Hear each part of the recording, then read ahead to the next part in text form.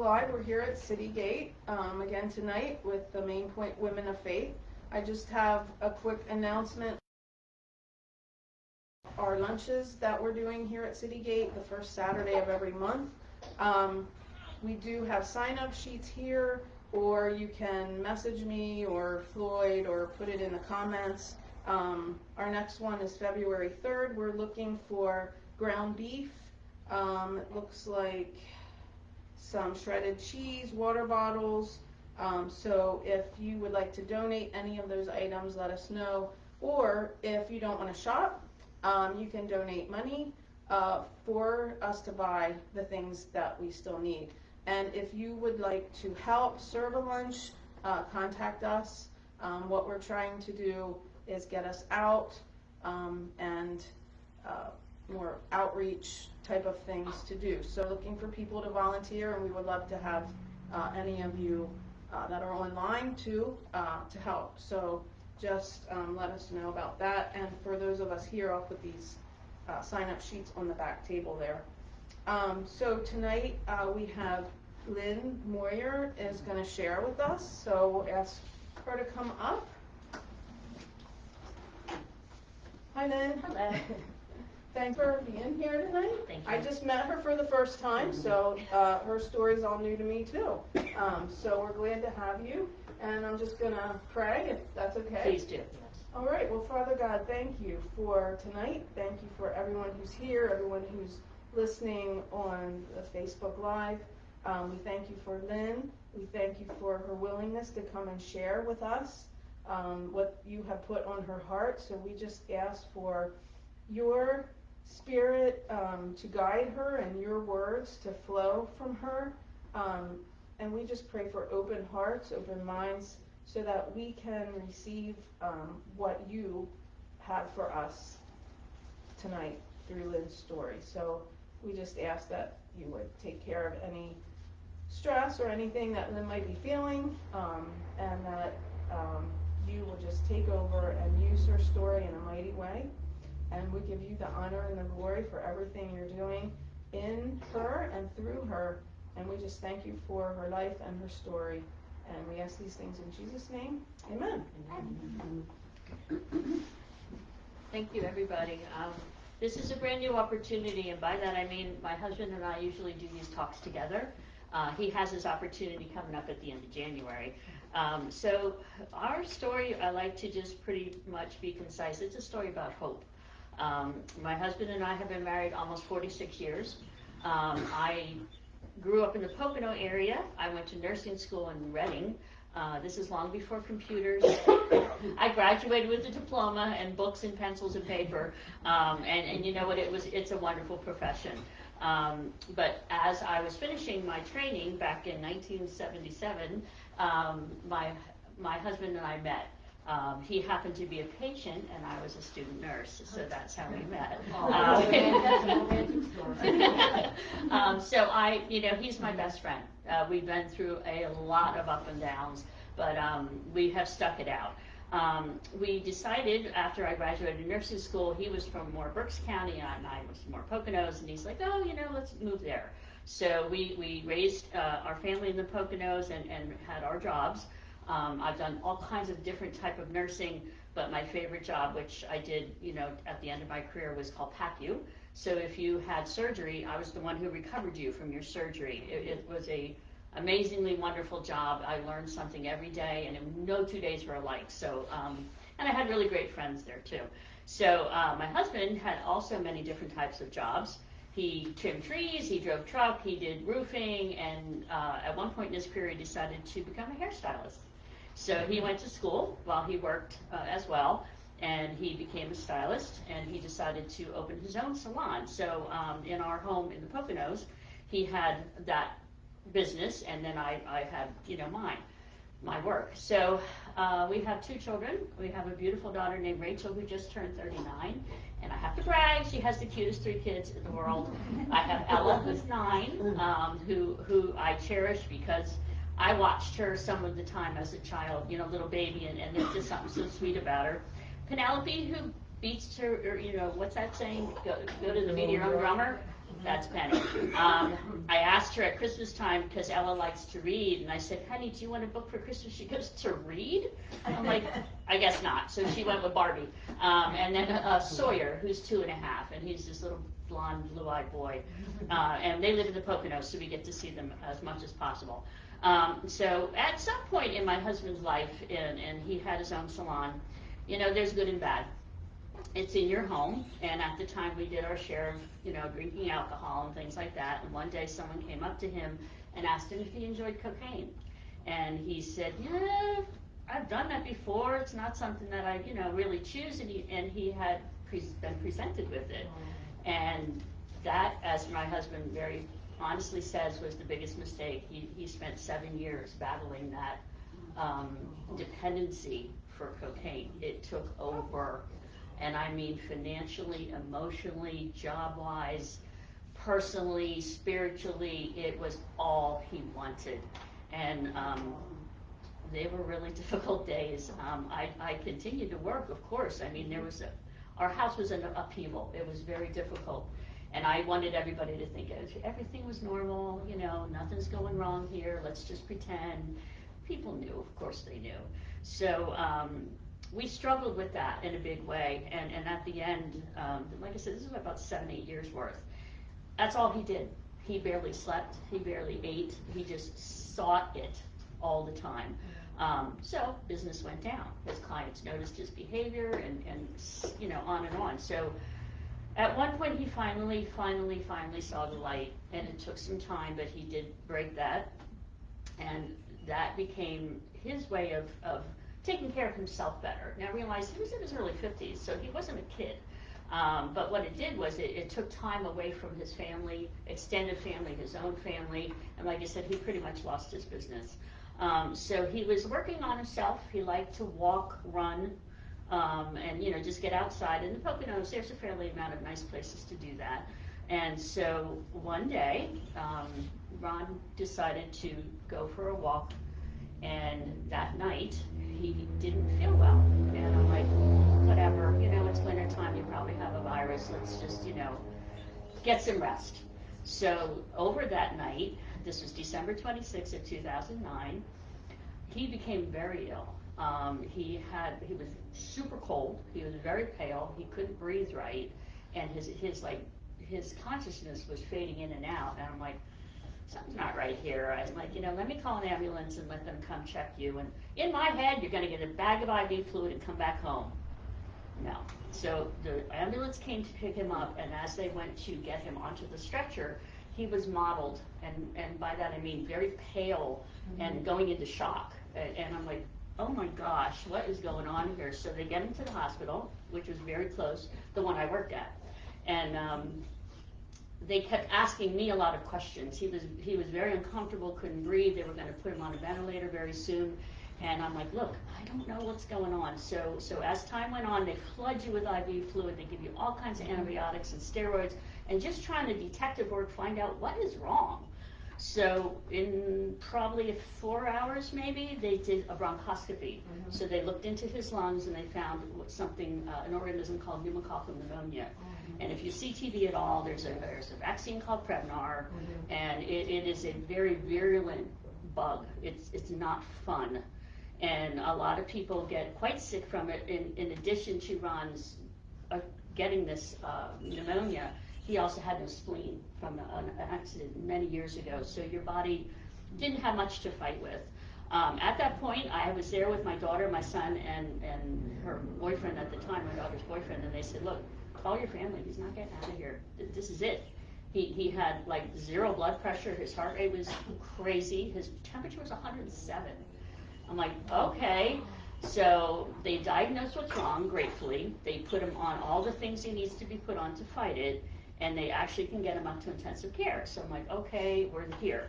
So again, gratefully, I knew so many of these people, and that's something God helped me with, because we could have been anywhere when this happened, but we were at home. So in that time, I remember sitting with him, and I said to myself, you know what, they're right, he's not going to make it. And a girl that was in the room with me said, do you believe in God? And I said, yes. And she goes, tell him why you need him. And I said, God, do not take him, please. He's my best friend, and I'll do anything you ask. Just don't take his life. And I know this may sound not common, or maybe it is, but I had a weight lifted almost immediately. I'm like, it's yours. I can't fight this on my own. I'll do whatever you say, but just don't take him. And so I realized in a very short amount of time, I wasn't in control of anything. I may have known everybody there. I may have understood what the organism was and the medicines, but I wasn't in control of what was happening. So gratefully, I had that release, and God took care of it every step of the way. And what I did was I would just take, honestly, an hour at a time. Then I would take a day at a time. Then I would go a week at a time. And I realized he would get stronger, then he'd go back, stronger and back. So within about a week, he was able to get a little bit better, and they decided to put him in a place that would be more long-term, a person on a ventilator, and he had all sorts of other issues. And I'm like, okay, let's try that. And it was not a very good facility, but he was close to the burn unit in Lehigh Valley, which is Cedar Crest Boulevard, and that's where he ended up for 2 months. The reason he was there is because when you are in that type of state, your system works super hard to get you better, but it almost overcompensates. So it either gives you too much clotting mechanism or too much release, and your body just is in an upheaval. So a burn unit was someplace that could watch him as close as possible, and also provide a really good environment that was super aseptic, so that he wouldn't pick up another infection, which would not have been okay. So he spent, like I said, about a month there, and tomorrow's my birthday, by the way. Guess where I'm going for breakfast? Just guess. Shady Maple. Bring my license. So when I decided at one point, like, what's the best way to understand this? And I did continue to work because I had the healthcare benefits, and these bills were getting crazy. So I would work all day where I was, and then I'd hit the road and go to Allentown and go see him. And I had wonderful caregivers. I mean, they were awesome. And they just said, look, this is a really difficult road. Like, you have to give it time. Like, his body's fighting so hard to get better, but other things, another infection comes in or something else. So about a month after he initially was diagnosed with the pneumonia, he had to have both feet amputated. And the reason he had that is because obviously, or it's obvious to me, when you're in shock, your blood stays in your core and your brain, and your hands and your feet just don't get any circulation. So he almost lost both hands as well. His feet, I will never forget. Somebody said to me back then, you should really take some pictures. I'm like, I don't know about that. Sometimes I wish I had. Because now that I do this is 13, 14 years later, I could tell you better what his feet look like. But if you can picture burnt, that's the best way to say it. So they took him to the OR. They decided to take the one below the knee, and I'm like, okay, at least he still has one. And 2 days later, they said, okay, we're going to take him back and clean up the other one. And the girl called the surgeon. She goes, Lynn, I'm sorry. She goes, there's nothing left. There's no tissue left. She goes, I'm taking this other foot. And I'm like, oh my God, he's going to hate me. Like, I signed a consent to take both your feet. But I knew in the back of my mind that he'd be okay because he'd be alive. And so I tried to not think about what I would receive in his anger, which he never was mad at me, not for a moment. So after that happened, he got much better because the toxins were getting to be removed, and healthy tissue could come back. So we get that done. He goes to a rehab in Allentown for maybe 6 weeks. Learned how to do occupational therapy, like buttons and stuff like that. And I don't think you'll meet him, but he's like super focused. He's all in. If you want to give him a job, he'll do it. If he's not interested, he won't do it at all. So he doesn't vary. He goes all in. So once he got on the right path and his head cleared, and I always tell people, oh, you know what, you're on a ventilator, they'll shut it off and you're going to be awake. No, it takes time. Your body has to understand it again. So it took him a long time to get better, but finally in March of 2010, he came home. And when you're newly amputated, you do not get your prosthetics right away. Within 2 months he did, and they were the testers or the starters, so they weren't very flexible. But he could at least get up and walk. He could get, in and out of the bed. And so what I would do, like I said, I was still at work. I would just call him, or I'd get like a bedside table and give him a drink and make sure he had, the remote and tissues and whatever. And then I'd run home at lunch and come back and forth. But we got through those 2 months, and I remember very foolishly saying, all right, our test is done. Who could possibly go through anything like this? He was given a 1% chance to survive. So here he is. So obviously, we're good. So Ron, in his way, gets on those feet. He does not use a walker, a cane, anything. In fact, sometimes he doesn't even hold my hand because he likes to go. He can walk much quicker than me. And he does love to talk to other amputees.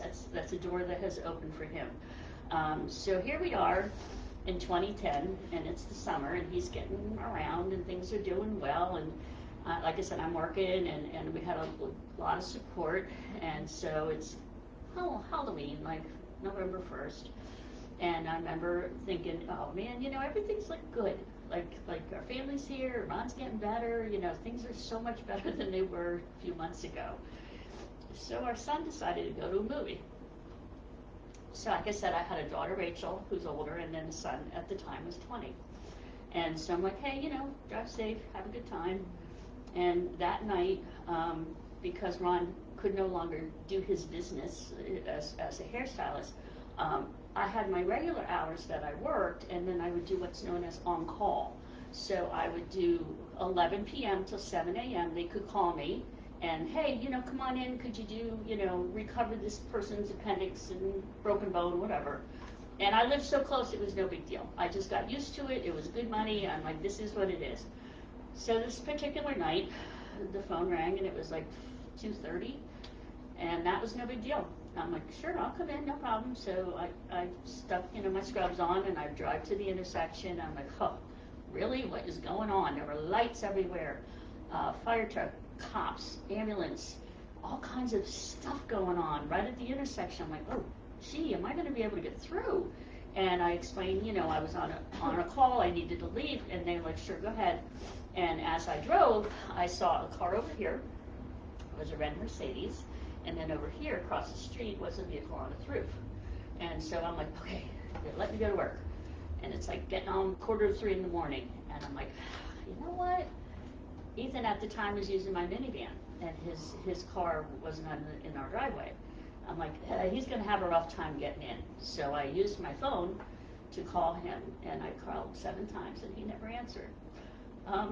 So I get to the hospital, which is like 10 minutes away, and I decide to go into my department, and I passed a person that was actually at a desk, and she was typing a registration form.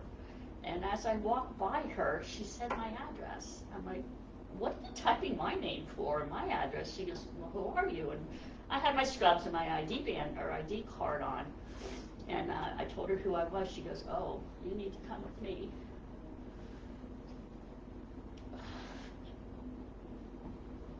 So at 20 years old, this beautiful son of ours was just coming home from a movie, and all he had to do was make one turn. And as he slowed to turn, a drunk driver decided to pass him. And so this trauma doc on call said to me, Lynn, your son's been in a really bad accident. He's on a ventilator and he's not sedated. Do you understand?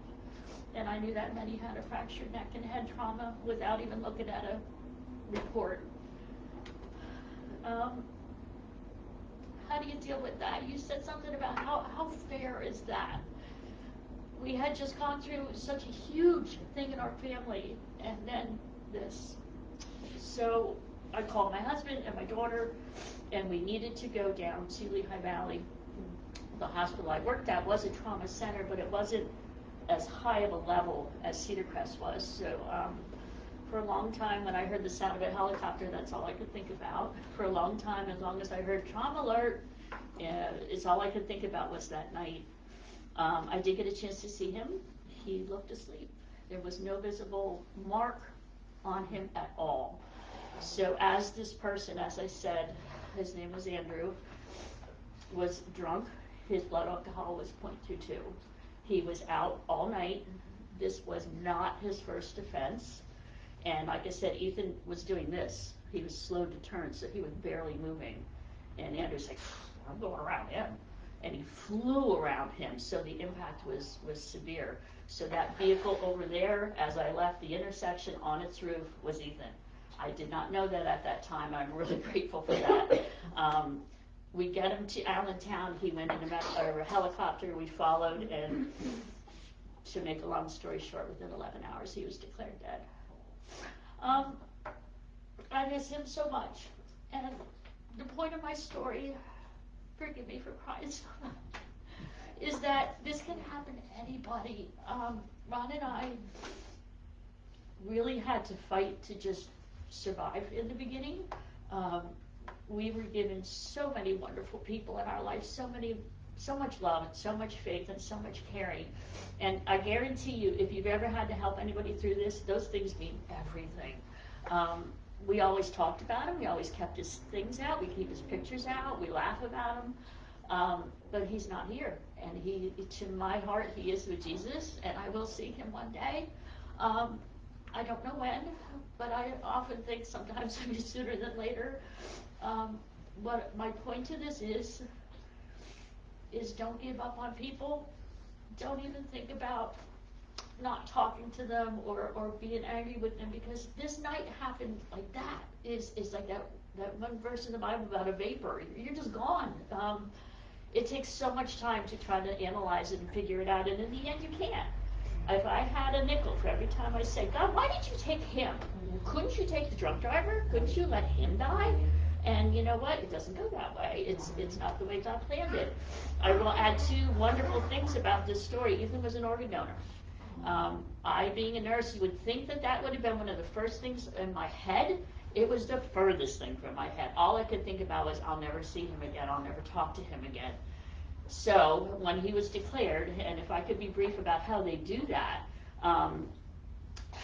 you have to be tested for your reflexes to see if you are able to respond. There was zero response. And then they do a test to see if there's blood flow from your spinal cord to your brain. There was none.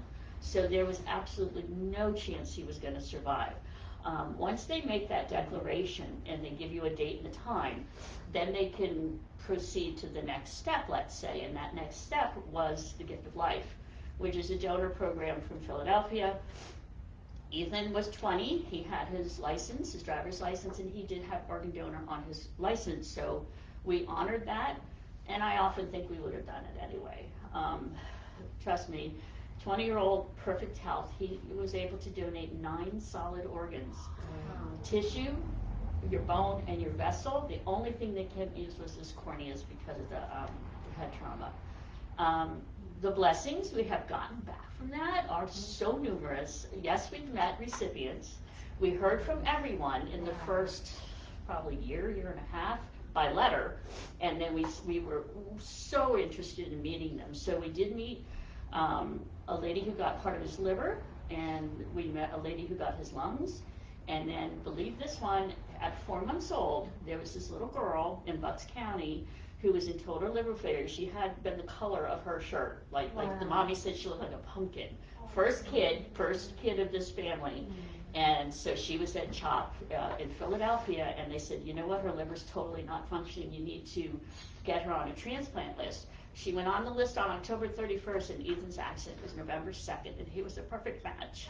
So she is now going to be 14. When they're that little, they can split your liver. So she received a small portion, and it's working just fine. Ethan was a wonderful artist. He loved music, and I always called him like more of an old soul, like an old hippie. He liked that kind of music, and he was like, another chance, another day. You know, don't get mad about anything. He didn't judge people. So she likes to draw.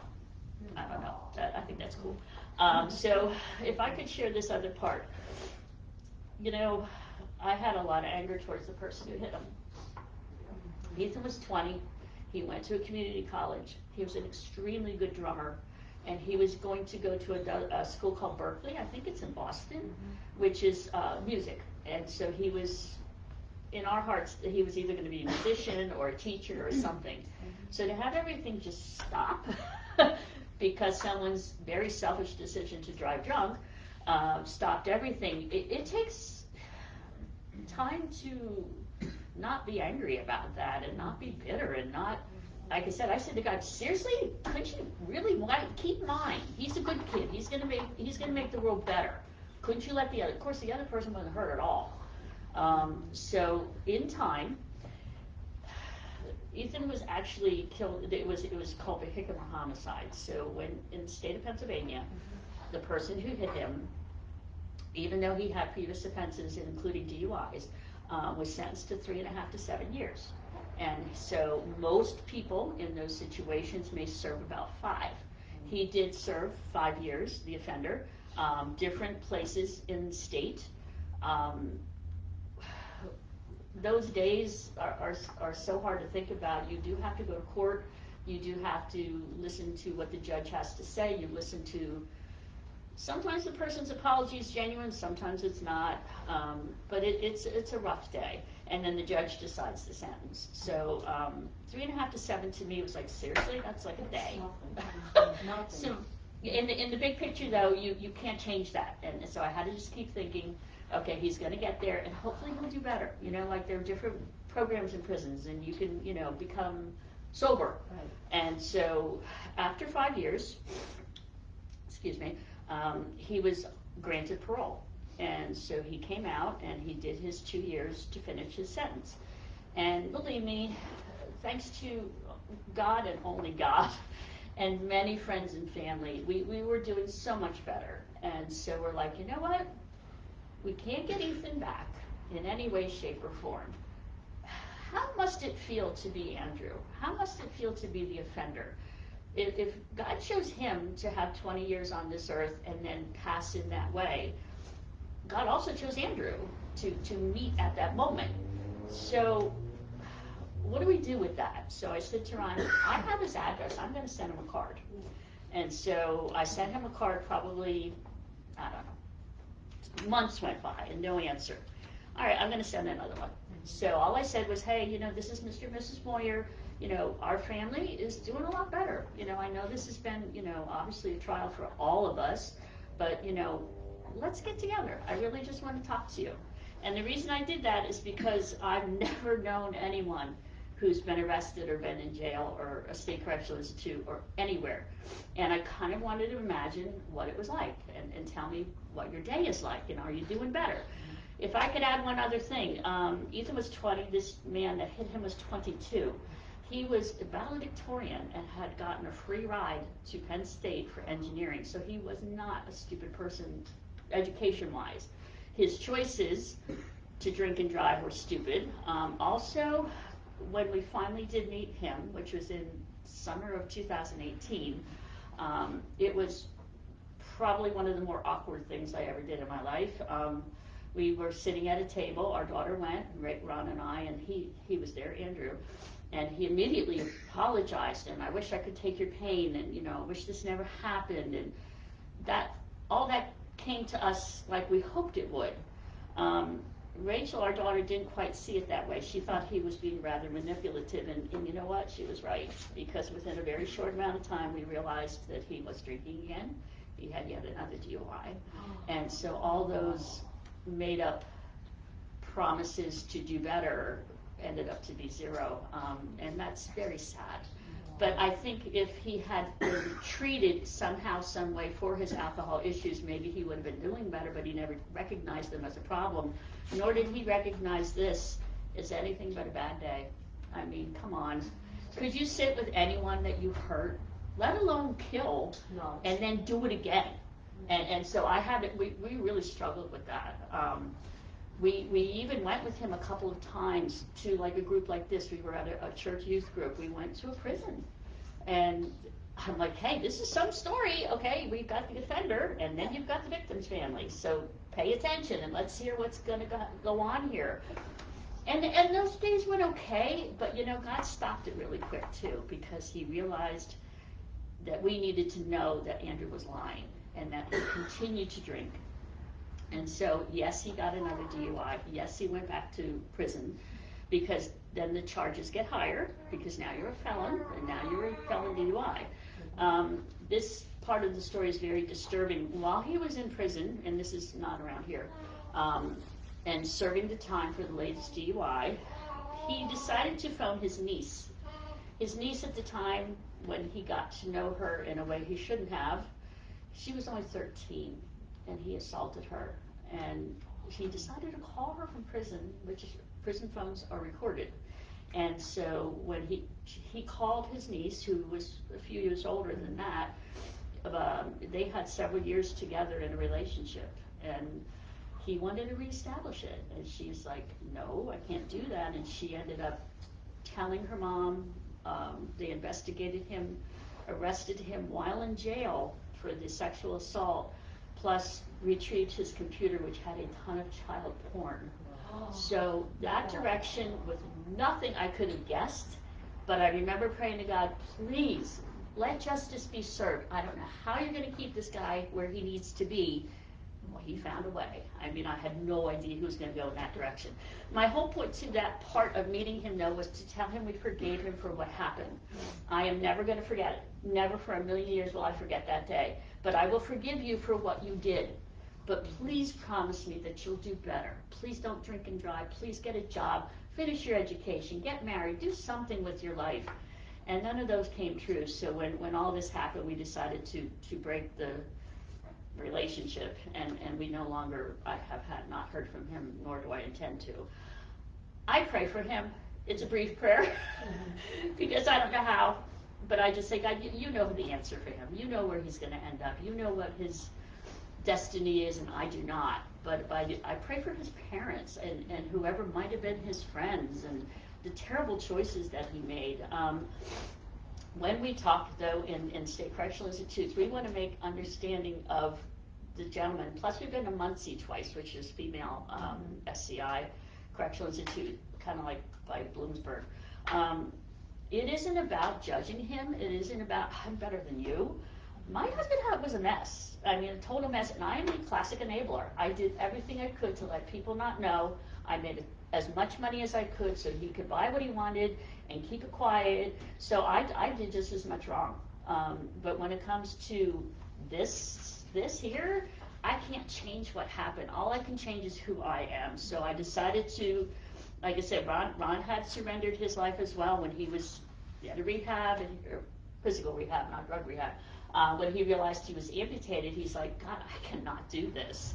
You're going to have to help me. So he and I are very much on the same page. We are, I think, a good team because I often think, you know what, I really could have lost my husband way back December 26, 2009, but I didn't.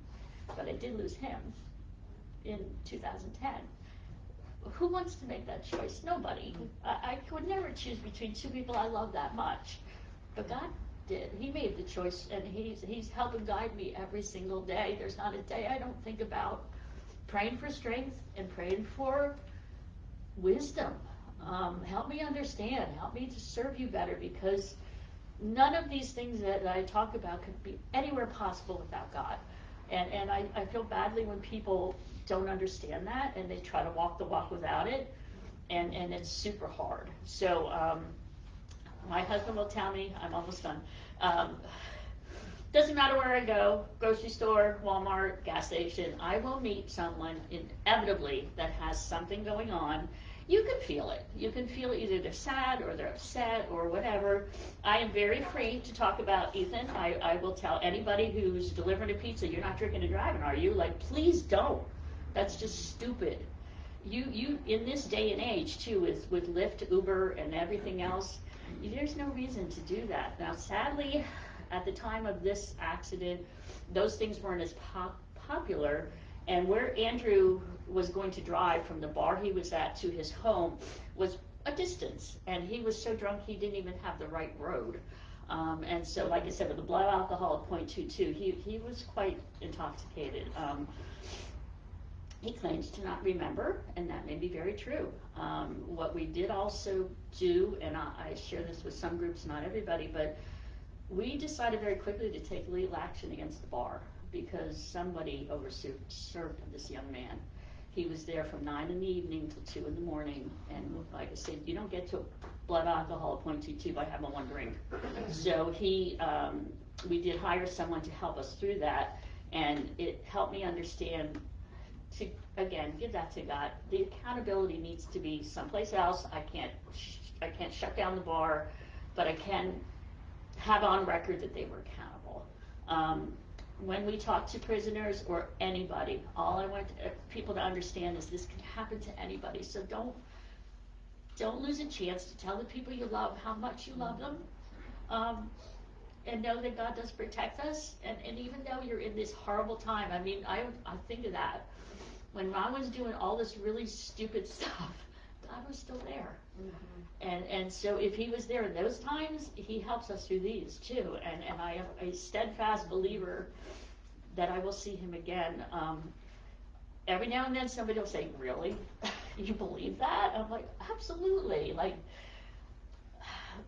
that's the one hope you have. There is an eternity, there is a way. And if this is what we had to do to have salvation, I get that now. Did I get it in 2010? No, because I wanted what I wanted, which was to have him back. I will share real quick too, Rachel, our daughter's doing really well. She struggled for quite a while. By that I mean, she was the older sister. I should be protecting him from the things that hurt him. He couldn't protect him from that one. And she is, like I said, married and has a beautiful family, but we stick together. I mean, Ron and I and Rachel are the three people that have experienced all this, deeply.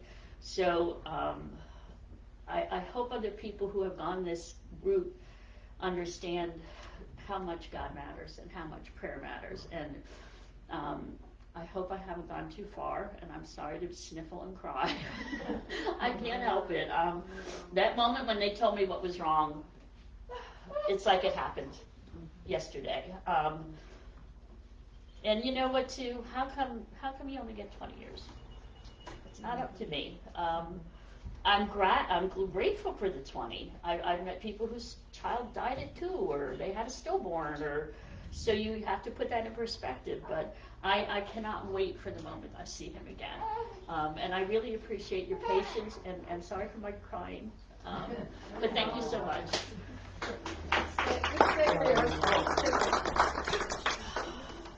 Jen Brubaker says, your heart of forgiveness is beautiful, and thank you for sharing your story and how God is your source of strength, hope, and love. We know Jen. I do know Jen. Mm-hmm. Yes. Yeah.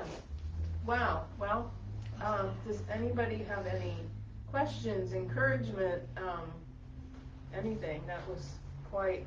It's a lot, powerful. I know, in half an hour, but you're welcome to ask me anything.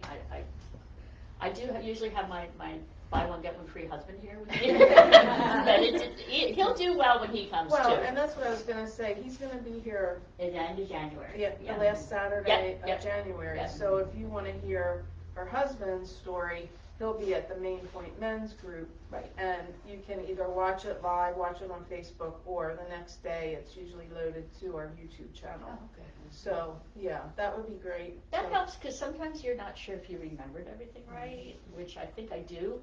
But I think when we're together, we play off that. Yeah. Well, remember this went first, and then we did that. So. Yeah, well, I thought you did a great job Thank you. for Thank all you. that you've been through. Thank wow. You. Anybody, anything for Lynn? Wow. I don't have a question, but my heart hurts for you. Yeah. Yeah. And don't apologize for tears. Because I think we all probably have tears right now, right? I think somebody said to me once, if hating the offender would bring your boy back, when would he have been back? I'm like, first hour. Like yeah. Seriously, Mm-hmm. that doesn't work. None of that works. And I think too, I think what was hard for some people to understand is our family had a bad year. 2010 was like challenging.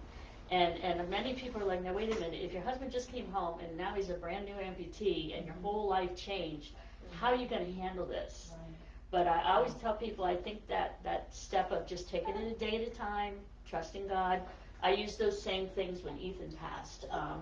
But you know what? Like, I knew Ron would come home. I had a strong feeling he would never come home again. I don't know why.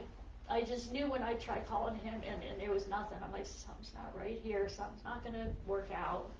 But I also had that lift, you know what I mean? That something's holding you up through this, and that something is Jesus. So. And that's the hope. Exactly. Yeah. And like I said, if everybody could understand that it doesn't have to be this situation, but any kind, you know, he's there for you. So. He's always there. You gotta open your eyes. Right, that's right. Yeah. Yeah. Anyone else? I mean, the whole forgiveness issue is huge. You know, people say, forgive and forget. No, Jesus did not say that. That's what people say.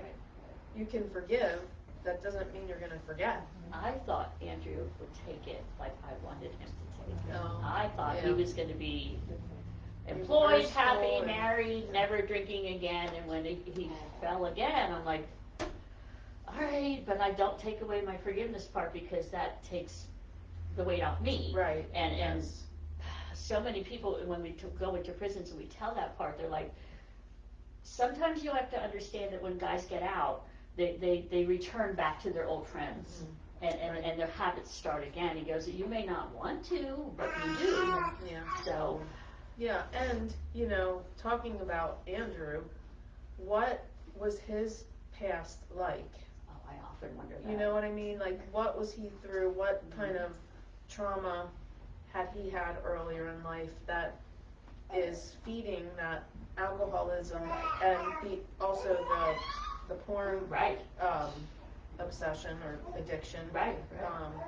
the sexual misconduct and all of that. Like, Right. there's a lot there Oh, yeah. that we don't know.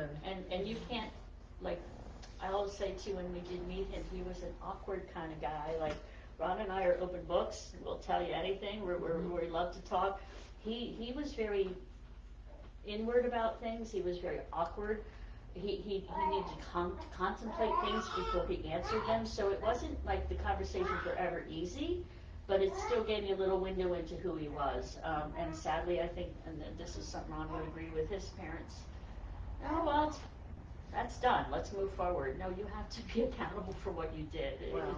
You took a life. So. Yeah. That would be the hardest part for me, I think, is like That was hard. I've met his getting parents over more that. than once. Yeah. Yeah. Wow. Yeah, and the whole, you know, you didn't have control over anything, Mm-mm. you know, and that's, I think I said it, I don't know if it was last week or whatever, like, we don't have, we like to perceive that we have control, but about the only thing we have control over is, you know, what color socks am I gonna wear today? You know, I mean, we don't have control, and the sooner we can deal with that, and I think as women, we are more controlling or try to control, and that's hard, but we have to get that, like, we are not in control. Being in a medical profession, that's a lot of science and a lot Right, of, you know, yeah. testing, and they'd say, all right, look at his chart, Lynn, he's not going home. I'm like, oh, yes, he is. Just give him time, he'll get there.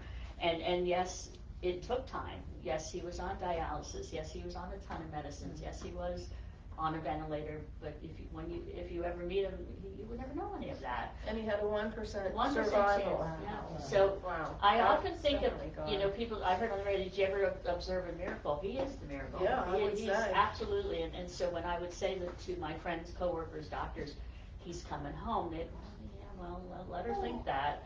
No, he is, and like I said, 99 days later, Wow. he was back home. So. That's amazing Yeah. right there. And I think you said, how do people do these things without Jesus? Like, I don't know either. I do not. Well, they don't do it well. I'm sorry to say. Right, well, they don't do it that's well. true. Yeah. It's a struggle. Yeah, and the thing with, you know, tell people you love them.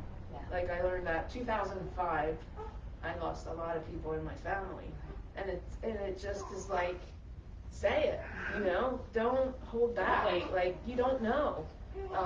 I was afraid to answer the phone anymore. Yeah. So every time I answered the phone, someone had died, and so, you know, I always say that, like, tell people how you feel about them. Tell them you love them. Tell them you appreciate them. I try to do it, but, you know, life is busy, and, you know, you forget. But that was, I thought, a good point that you brought up. And awareness is huge.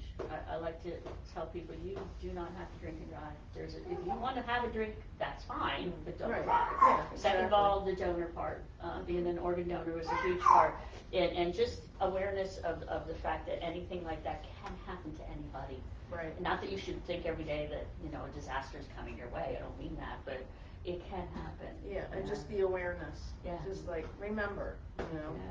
So wow, this was this wakes us up, right? Yeah.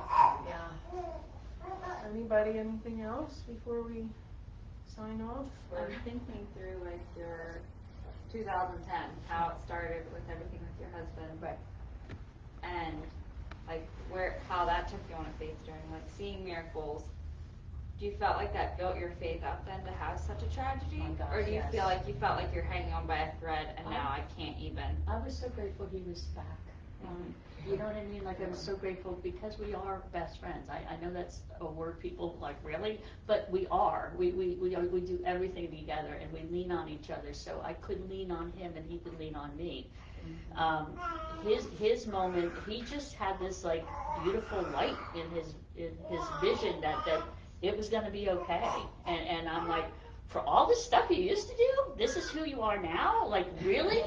And he totally changed. 365 degrees transformation, like Paul. Like, wow. So that was my basis to understand that God's that powerful. So if he can take Ron, who's the last person I would have picked as being any type of spiritual person, faithful person, and he can change him, he can walk you through this too. I don't want to minimize this at all. When you lose a kid, doesn't matter how old they are. It's your kid, it's your son, and you know what, it's so hard to take their things and pack them up, and Mother's Day is hard, Christmas, you name it, it's like, but that person's not here. And over time, blessings come, and those blessings are our 3 grandkids, our friends, our church, our relationship with each other. Those things, I don't want to say they take the place of him, but they make it hurt less, because you can bear it. So I am so amazed sometimes that 2010 is what it is. And every time we talk, we bring that up because it was the big change. It was the big flip. And I remember if you said, "Are you guys okay?" I'm like, "Yeah, we are. Take a day at a time. We'll be okay." But it's also that inner faith and prayer that you're doing. Like, it's not just me making this better; it's him letting me. So. Yeah, and helping. Yeah. Wow. Anyone else? Anything? I think you woke us up. Oh. Yeah. Wow. Thanks so much for sharing. Thank you for That's having me. I hard. really appreciate it. Well, And people anytime- say that too. Why do you do that? I'm like, I don't know, because it helps me remember him in a different way. Not at the moment of the sad part, but Right. just him. He was with us for 20 years. This isn't just a dream. He was part of our family. But you got to move forward too. Yeah. Well, and the other thing you said about your husband, how he likes to connect with other amputees. Yes. Yeah. So he takes the bad that happened to him and uses it for good. So if you can talk about your son's life and what happened there, and go into prisons and talk to people who may be addicted to alcohol and drugs and whatever. I mean, every part of your story can help somebody. Your husband's addiction, his amputee status, and then the death of your son. You can use each part of those stories to give glory back to God, and that's what you're doing. So that's amazing, because not everybody could do that. And a lot of times people say, "You're allowed to talk about God in these places." I'm like, yes, we have never ever been turned down, and it is a faith story. Right. It's not like a newspaper story. If you don't talk about God, there's no story. Exactly. So, That's what I say all the time. Share your stories, because how else are people going to know what God does? Right. you know, and even in the hard things, he's there, Right. and you can talk about that. And this door opened, there's another couple things that opened that were not exposed to us before. COVID stopped everything. Like, I don't know if that happened in a lot of people's lives, but we couldn't go speak, we couldn't go into anywhere. Oh, just go on the phone or do a Zoom call. I'm like, so I'm so glad that ended. But to get back in the idea of what we do, this is a precious thing to us. Right, To share. yes, I believe that, yeah. And I'm really bad at Zoom. I mean, really bad. I don't get the rules. You're an in-person person. I am an Yeah. in-person person, yeah. Yeah, great. Well, thank you so much. Thank And, you. Thanks for having me. Anytime you want to come back, just I let me will. know, okay? I'm going to bring a couple of my friends next time. Great. Yes. Debbie knows Good. one of them. Well, we have a small group, and I think that'd be fun, you know, to have them come Mhm. and Yeah. they can, you know, share some of their stories. Right, exactly. So thank you. I'm looking for people to All share their right. stories. And So like I said, I'm right up the road. great. Okay. Well, Nicer thank you weather, so I could have much. walked. Yeah, Thank you. Thank you. Okay, everybody, we'll be back next week, and the people on live, if you can please share your story, contact me. I think next week I have a speaker, and then after that the calendar's wide open. So we need some people to come and tell their stories, please, or share a message. If God has put something on your heart, if He's taught you something, come and share it, because we all need each other. We all need to hear each other's stories for encouragement, you know, for, I don't know, building each other up. We need to give God glory. He's in our stories, so please contact me to share, and we'll see you next week.